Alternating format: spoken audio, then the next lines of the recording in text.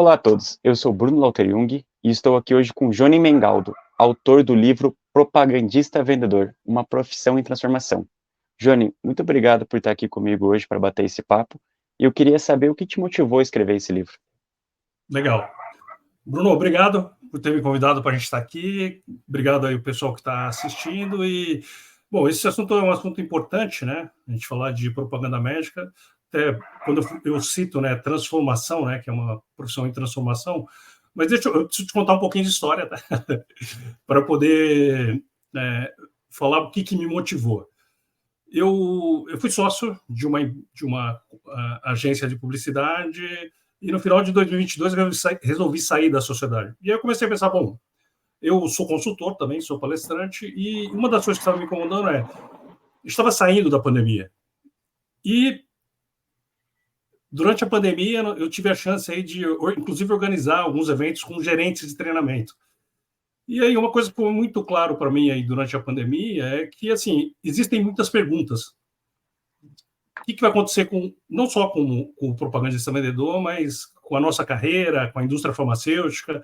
Enfim, eu comecei a estudar um pouquinho sobre todas essas coisas e pensei, pô, acho que vale a pena aí escrever algo sobre, né, o propagandista vendedor. Naquela ocasião, eu comecei a pesquisar as várias competências, inclusive consultando o Fórum Econômico Mundial, etc. E aí eu percebi que nós temos uma tendência à mudança e comecei a conversar com vários executivos do mercado. Aí eu estou falando de presidentes, diretores e de várias áreas, marketing, RH, vendas, enfim, presidentes, e aí todo mundo estava com aquele assim, olha, realmente tem algo acontecendo, a gente está numa transformação, e aí foi exatamente pensando em todo esse conjunto, esse contexto, essas conversas que eu tive nessas reuniões, que eu falei, bom, acho que vale a pena lançar algo sobre isso. Então, estou te falando um pouquinho da motivação, né? Então, nessa linha, o que me motiva é isso, mas a obra em si que eu comecei lá atrás, eu parei para lançar esse livro. Então, existe uma outra obra ainda que está inacabada para ser lançada no mercado. Johnny, hoje como você vê quais são as principais transformações no setor da indústria farmacêutica e como que ela impacta diretamente os profissionais da área? Tá. Bom, eu gosto de ilustrar, gosto de história, acho que a história ela traz um pouquinho e conta para a gente o que está acontecendo hoje, né? A gente tem que olhar para trás para ver assim algumas mudanças que aconteceram lá atrás, aí para chegar aqui e falar assim, bom, peraí, o que vai impactar a nossa vida? Bom, eu comecei no ramo como estagiário da Cilag. Eu sei que quando eu falo isso eu vou entregar um pouquinho de idade. E aí, assim, porque a Cilag era uma empresa do Grupo Johnson, separada da Janssen, né, que depois se fundiu e se transformou na Janssen, né? E hoje, inclusive, a Janssen acabou de mudar de nome. Bom, eu vou citar uma situação que aconteceu numa das reuniões. Determinada reunião que eu tinha acabado de chegar, eu era estagiário, tinha sido efetivado na Cilag, nós recebemos aí um gerente, numa das reuniões de ciclo que nós tivemos, nós recebemos um gerente de informação de mercado, ou business intelligence hoje, e ele estava explicando para a gente que nós usávamos uma ficha de visitação médica do tamanho de uma folha A4. Então, eu recebia mensalmente um bloco com todas as fichas de todos os meus médicos, preenchia essa ficha e devolvia para a empresa para que fosse lançada a visita. Então, você falou assim, peraí, aconteceu isso? Sim, aconteceu. E eu não estou falando de um período muito longe, né? Estou falando da final da década de 90. E aí ele explicou para a gente o motivo pelo qual não conseguia reduzir o tamanho daquela ficha, porque era uma ficha que a gente acabava usando no dia a dia. O que acontece depois disso?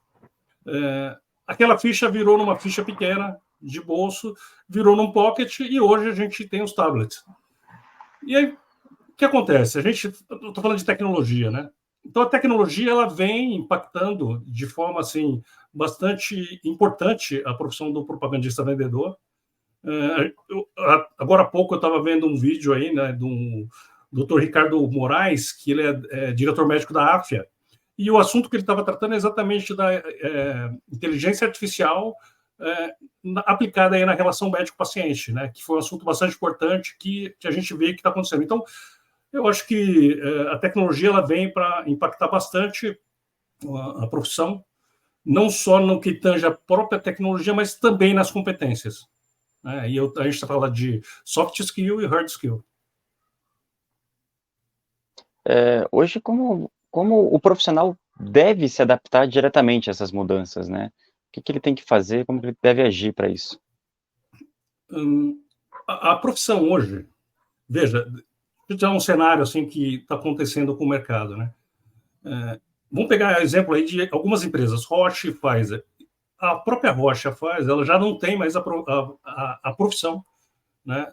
O nome do cargo de propagandista vendedor. Então, você pega a Roche, por exemplo, ela tem aí um nome de uma, vou citar um dos nomes do cargo, é parceiro de jornada do paciente.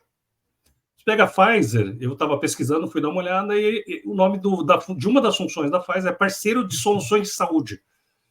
Então, de forma... o que isso remete, né? Quando a gente olha uma nomenclatura, vamos falar de propagandista. Quem é o propagandista em si? Quando a gente pega a nomenclatura de uma função, normalmente ela quer descrever quais são as competências que vêm por trás.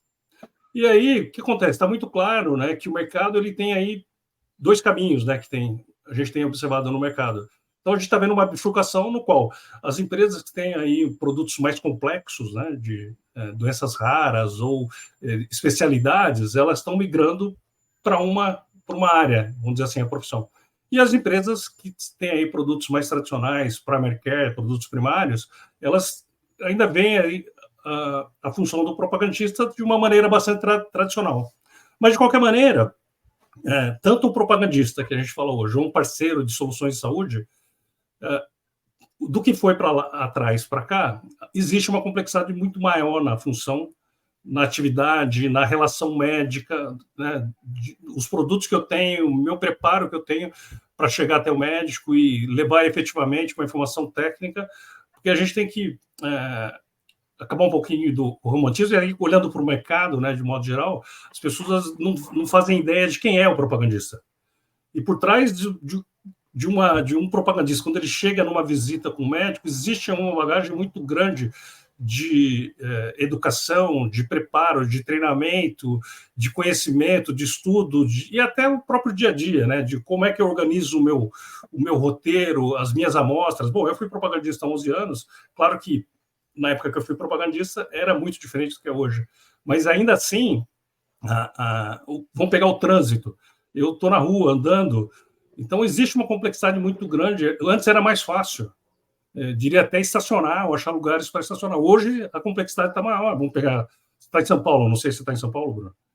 Curitiba.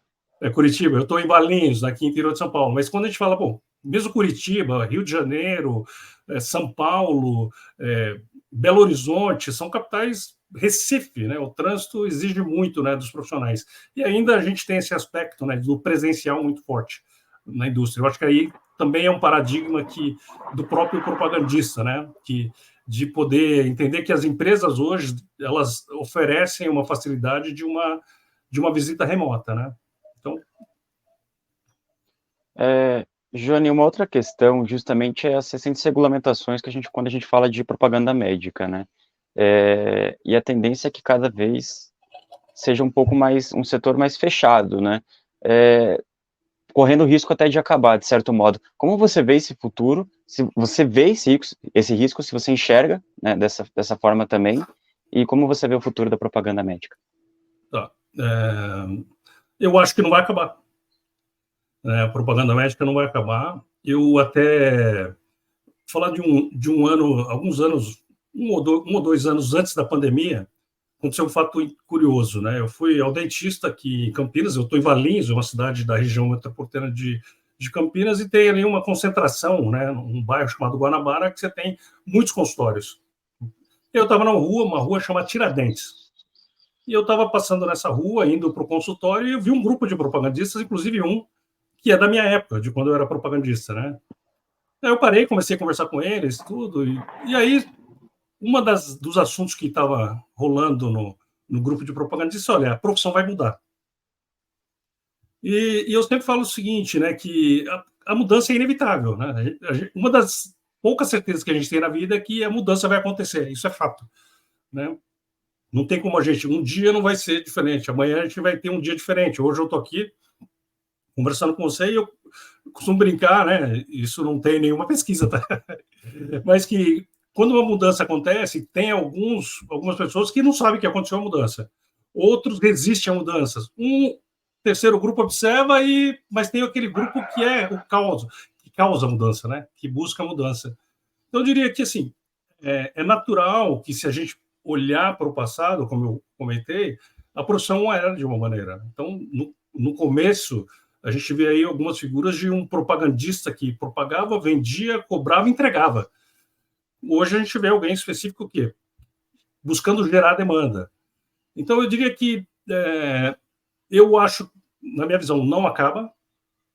Talvez a gente mude de nome, mude de competência, mas como eu acabei de citar a Roche e a Pfizer, né, buscando aí novas competências, novas complexidades, uma nova interação, um novo modelo de atuação, seja com médicos, seja com hospitais, clínicas, compradores, todo o ecossistema de saúde, né? A gente olhando para empresas que têm produtos mais complexos. Por outro lado, você tem o propagandista tradicional das empresas nacionais que continuam visitando o médico, mas eu acho que nós sempre vamos ter uma figura humana tendo uma relação com o médico, e até porque quem é que cria a tecnologia? Somos nós, né? Os humanos. Então, nós é que vamos criar a tecnologia, mais complexidade, e aí novos modelos de atuação, novas competências. Então, não acaba, né?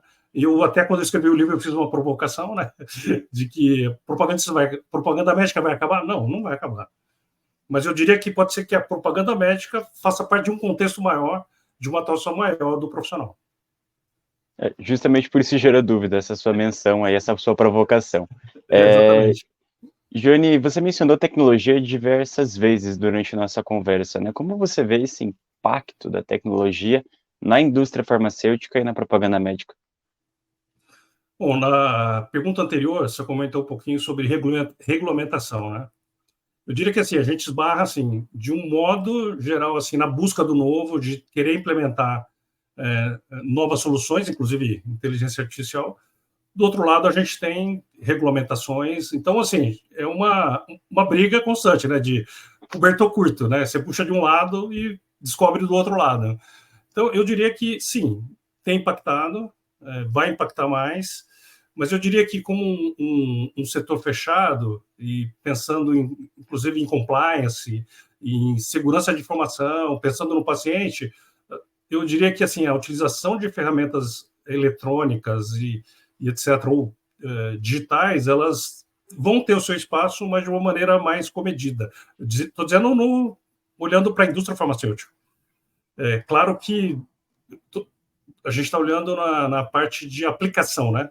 Eu acho que a gente está falando no contexto do propagandista, certo? Não estou dizendo de uma maneira geral no ecossistema da saúde. Então, a gente deve ter, sim, alguns efeitos, mas eu diria que eu não sei quanto diretamente vai acontecer, né? Diretamente no médico ou no paciente, eu diria, vindo da indústria farmacêutica, né? Mas que a gente deve ter alguma alteração, algum impacto, com certeza a gente vai ter. Perfeito, Johnny. Para a gente encerrar nosso bate-papo, eu queria saber quais dessas tendências que você tem enxergado no setor que a gente já deve enxergar nos próximos anos. Quando eu comecei esse projeto, né, você me perguntou, a primeira pergunta é o que me motivou, né, a escrever o livro.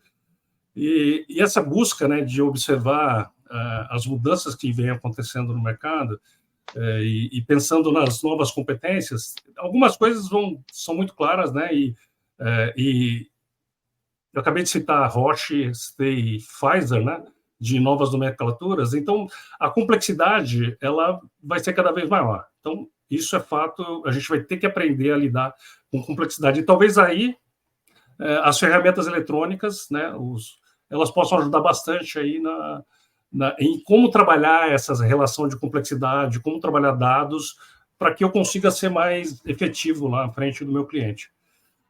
Um outro fator, acho que é bastante importante, é a pluralidade. Eu acho que é uma competência que a gente fala muito, né, do teamwork, né, trabalho em equipe, mas ainda eu acho que tem um espaço grande aí para a gente melhorar.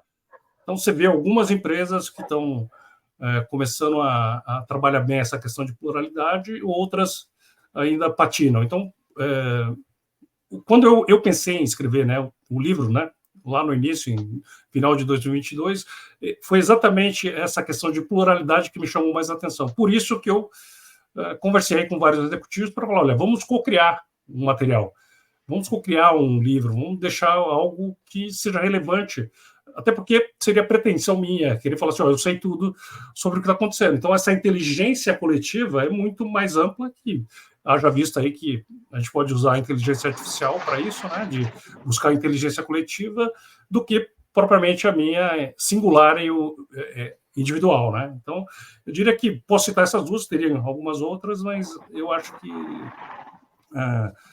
me vem à mente agora são essas duas. Perfeito, Jane. Queria agradecer o papo aqui comigo e todo o conhecimento que compartilhou. E espero te rever em outras entrevistas do Saúde Ok, Digital Bruno, News. eu que agradeço, estou à disposição.